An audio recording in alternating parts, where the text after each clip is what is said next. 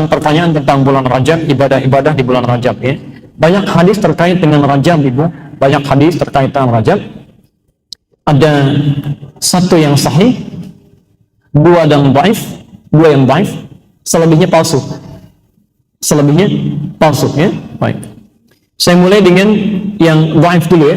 Saya mulai dengan yang baik. Ibadah-ibadah apa saja yang bisa dilakukan di bulan Rajab, khususnya mungkin nanti pertanyaan Ibu terkait spesifik dengan puasa ya. Baik, salah satunya.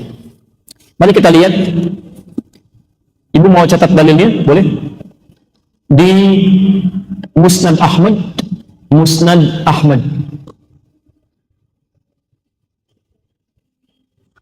pertama, Musnad 1, nomor hadis 259.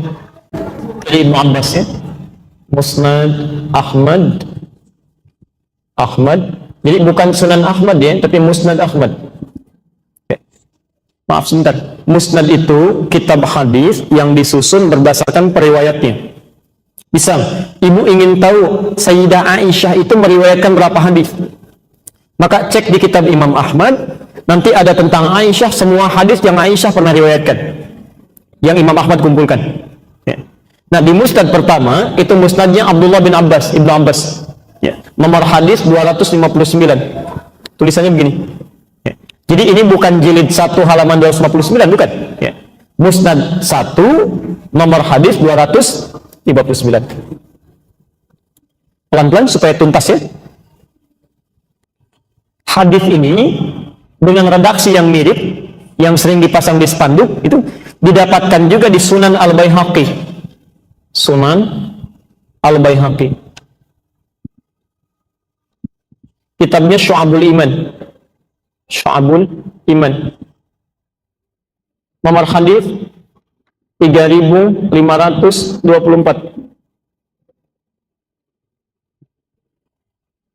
Kan-kan?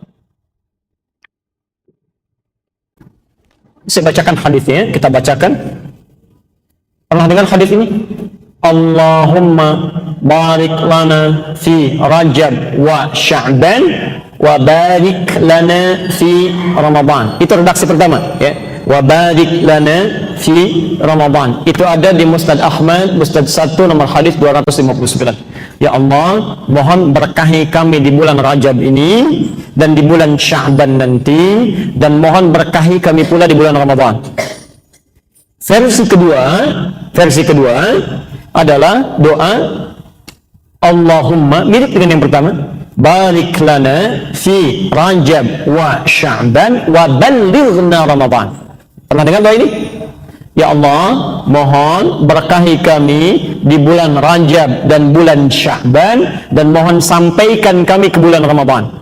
Jadi amalan pertama yang sering populer di masyarakat ada di bulan Rajab adalah doa yang dipanjatkan supaya diberkahi di bulan Rajab, Sya'ban, dan sampai ke Ramadan. Jelas di sini? Nah, bagaimana status hadisnya? Status hadisnya dhaif.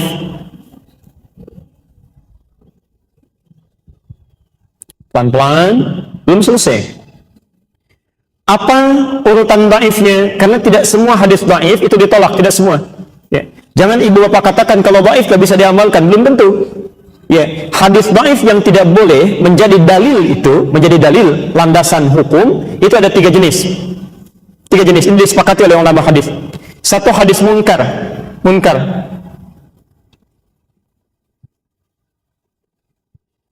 Yaitu hadis yang diriwayatkan oleh orang-orang yang seringkali berbuat maksiat, sering menyimpang, ya, sering melanggar ketentuan.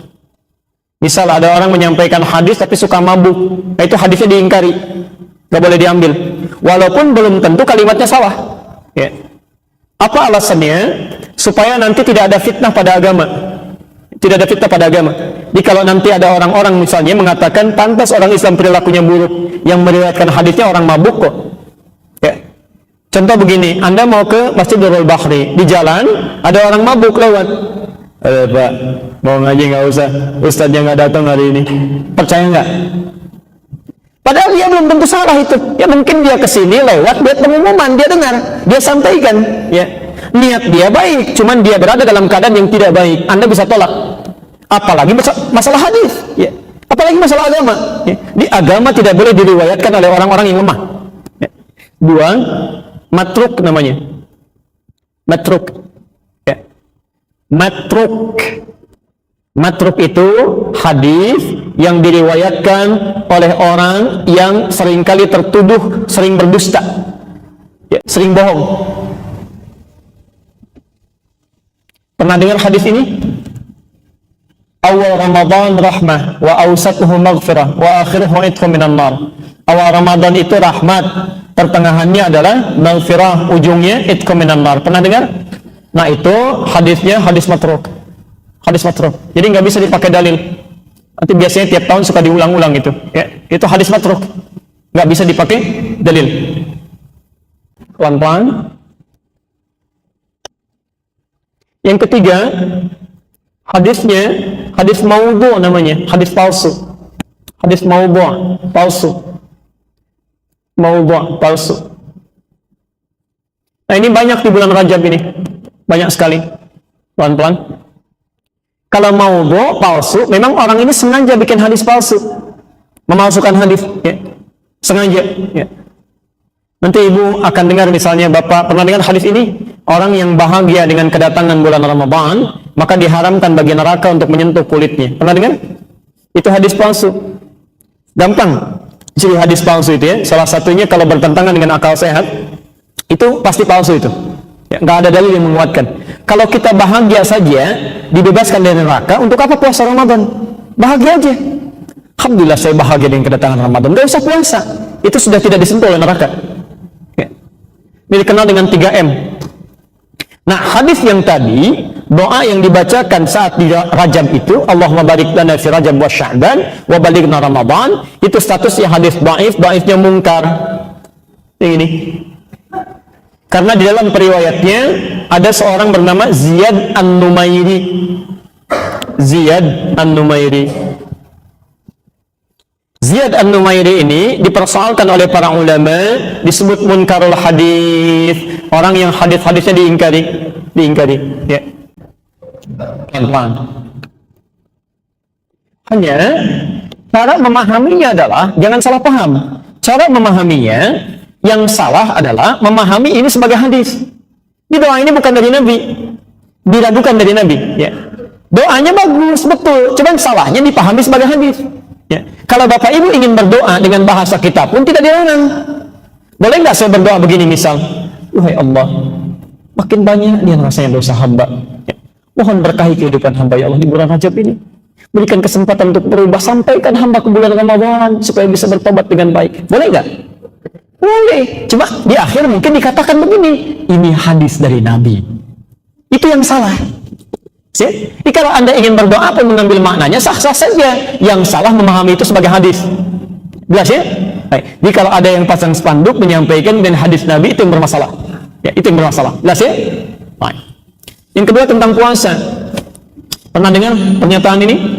Siapa yang puasa 1 hari di bulan Rajab dapat pahala sekian. 2 hari sekian, 7 hari dibukakan 7 pintu surga, 8 hari dibebaskan 8 pintu neraka. Pernah dengar? Itu hadis nomor 3, maudhu', palsu. Palsu, ya. Saking palsunya di kitab hadis palsu aja nggak ada. Itu hadis palsu itu. Palsu, ya. Segi kepalsuannya bukan hanya bertentangan dengan dalil, dengan akal sehat aja nggak masuk. Ya. Nggak masuk itu. Coba maaf ya, kalau Anda sudah tahu 7 hari puasa saja di bulan Rajab bisa dibukakan 7 pintu surga, untuk apa puasa Ramadan? Ya. Dan 8 hari dibebaskan dari 8 pintu neraka. Orang ini hebat sekali, tahu dia surga punya 7 pintu, 8 punya 8 pintu, neraka punya 8 pintu. Ya. Nabi aja tidak pernah memberikan keterangan itu. Ya, ada sesuatu yang salah di sini, ada sesuatu yang keliru. Baik. Anjuran puasa di bulan-bulan Al-Haram itu ada. Kata Nabi, puasa yang paling dicintai oleh Allah setelah puasa Ramadan itu, selain puasa Daud, itu puasa di bulan-bulan Al-Haram. Dan semua, hampir seluruh ulama memberikan fatwa demikian. Ya. Nah, bulan-bulan Al-Haram itu ada 4 tadi, Bu, di awal bahasan kita. Ya. Jadi kalau ibu ingin puasa, misalnya tingkatkan puasa di bulan-bulan ini, boleh. Ya. Tapi yang tidak disukai ulama atau bahkan tidak diperkenankan mengkhususkan di bulan tertentu, menolak yang lainnya. Jadi kalau ingin puasa di bulan-bulan itu boleh. Ya. Rajab ibu puasa, silahkan. Ya. Kemudian Dzulqa'dah puasa boleh, Dzulhijjah puasa boleh, bahkan 10 pertamanya besar pahalanya. Ya. Kemudian Al-Muharram puasa boleh. Nah, rumusnya kalau bisa, khusus di bulan Rajab, ibu tingkatkan puasa, khususnya yang sunnah-sunnah itu, yang Senin, Kamis. Ya. Di belum puasa Senin, ya. Sudah puasa Senin tambah Kamis. Senin Kamis tambah Ayyamul Bid. Ya. Kalau ingin tingkatkan lagi boleh puasa Daud, boleh. Ya. Hari ini Senin puasa, Selasa besok tidak. Ya. Rabu puasa, Kamis tidak. Puasa apa namanya? Daud. Ya. Salat Daud tidak ada ya. Awas. Subuh salat, duhur tidak. Ya. Asar salat, maghrib tidak. Itu ngarang. Ya. Nanti supaya tubuh kita terbiasa sebelum datang Ramadan. Nanti kalau ingin lebih banyak lagi puasanya bulan Sya'ban, itu boleh. Ya. Nanti saat Sya'ban saya terangkan. Kata Aisyah radhiyallahu anha, Nabi itu tidak pernah memperbanyak puasa sunnah kecuali di bulan Sya'ban. Ibu boleh tiap hari puasa itu, ya, boleh. Ya. Sampai sehari 2 hari menjelang Ramadan, ibu berhenti.